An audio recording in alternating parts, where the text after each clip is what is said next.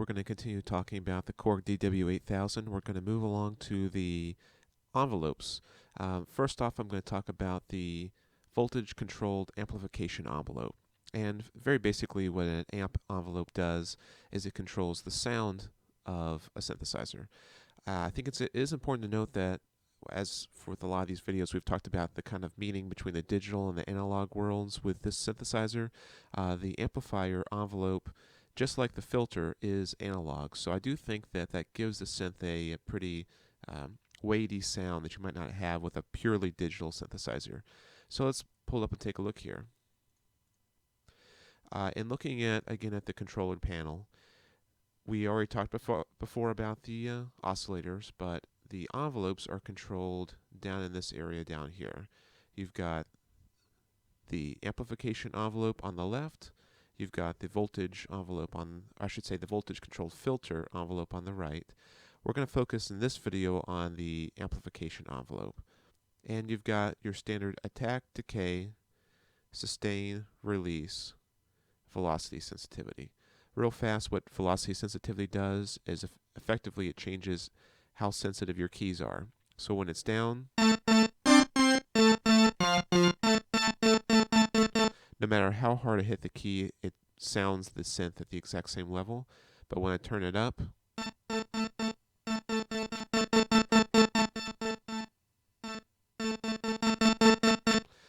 the harder I strike the key, the harder the synthesizer goes, if you will, or harder it sounds. And that's going to change, that effect is going to change depending on what patch you're on, but that's what it controls. And then, again, we've got attack, decay, sustain, release. And then we've got, in the middle here, breakpoint and slope. So if you have worked with synthesizers at all, you probably are fairly comfortable with what attack, decay, sustain, and release does. Attack basically controls how long from the moment you strike the key does it take for the sound to reach the maximum level. So when it's 0, it takes no time. When I hit the key, it just immediately is maximum. When I turn up the attack, it takes longer, right? With decay, it controls how long from the maximum volume does it take to drop down to the sustain level. So let's make the sustain level a little bit lower. I'm going to do the same to the breakpoint, and that's going to be evident in why in a minute here. But if I turn the decay up some,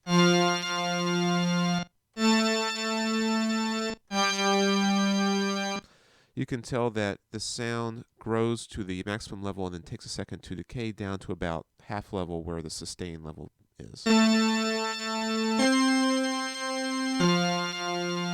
I can increase or decrease that time.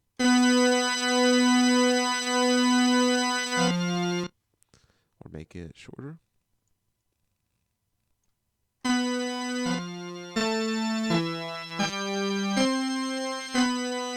So I can make it bouncier, make it longer. The sustain level is essentially the level at which when you hold a key, it's going to sound. So the higher the knob setting, the higher the volume of the sound when you hold a key. You'll notice as soon as I took my hand off the key, it immediately stopped. Sustain is just going as long as I have my finger on the key.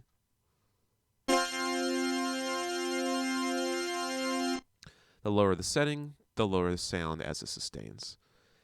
The release is, once I take my finger off the key, how long does it take to drop from the sustain volume to nothing? So when it's 0, as soon as I take my finger off the key, it stops. But if I raise it, it takes a little while to fade out. The bigger the release time,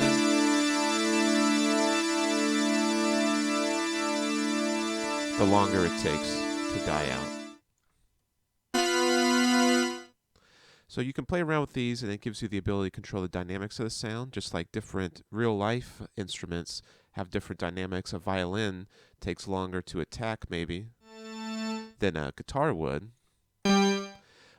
You can control this directly. Now, again, it's pretty standard if you work at all with synthesizers, but When I first got the synth, I didn't know a lot about it, and when I pulled up and took a look at attack, decay, sustain, release, velocity, sensitivity, I said, okay, that makes sense.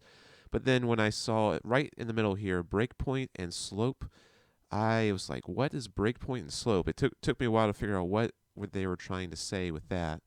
And I actually have the manual here. Let me exit out that. Have the manual here just for this purpose. Pays to read the manual, right? Essentially, what the engineers of the Korg DW-8000 did is they took the envelope and made it a little bit more complex. Just like the oscillator is a little bit more complex than a standard analog synthesizer, this envelope is a little bit more complex. Again, typically you'd only have attack, decay, sustain, and release, but essentially what they've done with breakpoint and slope is they've added another point within the fall from maximum volume to sustain. You can add another point, the breakpoint, that the sound decays to, and then control the slope time from where it goes up back to the sustain level. So essentially what's going on here is, if I pull my controller panel back up, if I have my sustain pretty high, I can take my breakpoint down, move my slope down a little bit.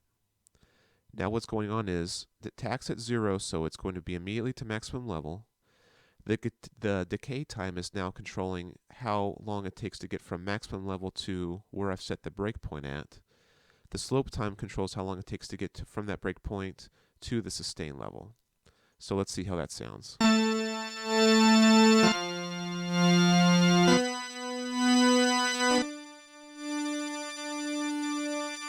So you hear the volume going up and down, but I'm not doing anything to the volume. It's completely the envelope that's changing it. You can make the breakpoint lower. You can make the breakpoint higher, so it's a little bit more subtle.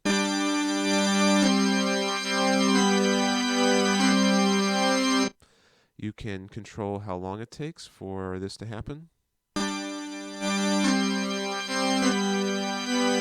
Or it can be short like that, or it can be really long.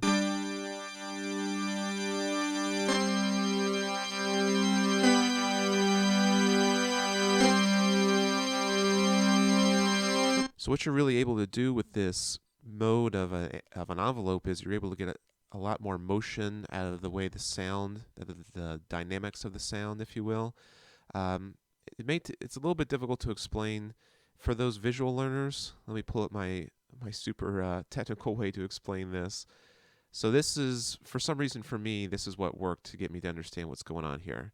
Okay, with your standard envelope, you control the attack, how long it takes to get to maximum level.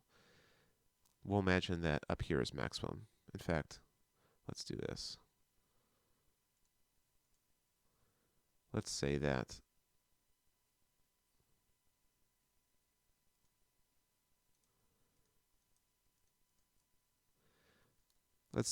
the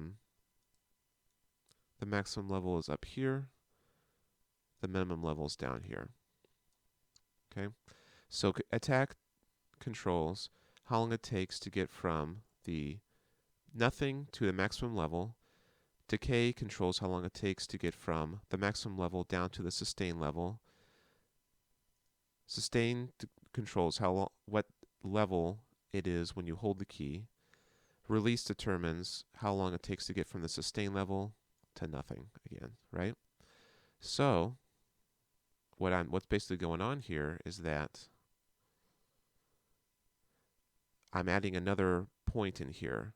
When I control the breakpoint, it's going down to a breakpoint. That's the breakpoint down here. The slope controls how long it takes to get back to sustain. The sustain controls where I hold it, and still the release controls. Oops, sorry.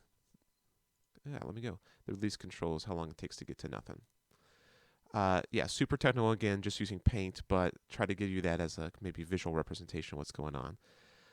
And so again, just like the reason I like the oscillators on this thing so much, I like the envelopes because it gives you so much more control and gives you so much more creativity, I think, with the sound. Play around with that and kind of have fun. I've noticed, honestly, that this kind of thing works the best for long held out drones or long held out chords. When you've got your quick arpeggiated things,